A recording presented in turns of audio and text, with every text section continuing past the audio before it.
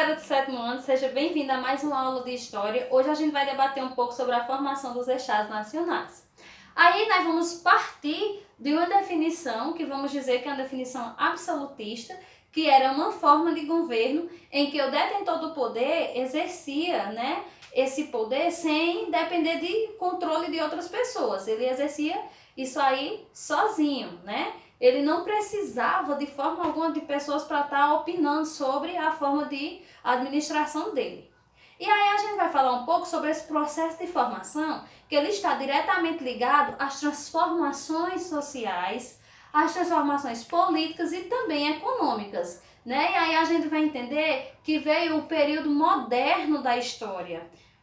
Por quê que essas questões da transformação política e econômica ela vivenciou esse período moderno da história, Porque a gente vai falar também que foi durante uma fase da história que foi a fase medieval, Quando a gente for falar um pouco dessa fase medieval, a gente vai ver como é que está caracterizado e vamos dizer que essa fase ela veio com destaque, principalmente no século V, em que a Europa ela viveu um período de estagnação econômica, ela ficou descentralizada, houve também uma fragmentação do poder, E nesse momento o rei que estava comandando, ele perdia um pouco do seu domínio.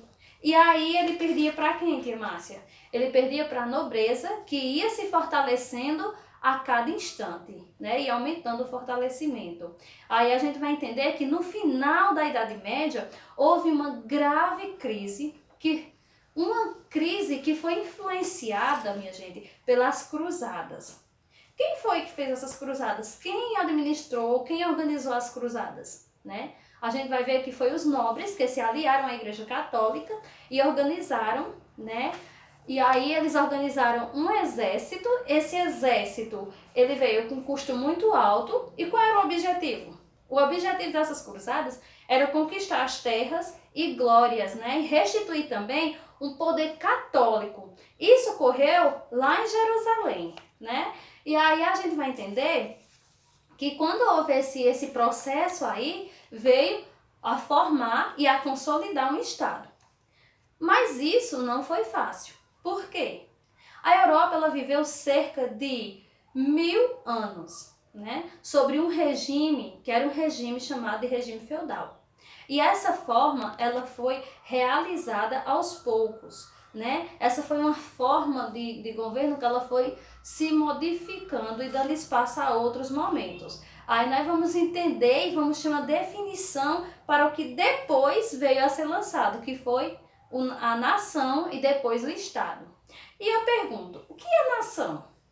Como é que a gente vai definir? Vamos dizer que nação está ligada a um conjunto de culturas, de costumes e também de idiomas, E também vamos levar em conta, essa nação ela também leva em conta aspecto histórico do seu povo.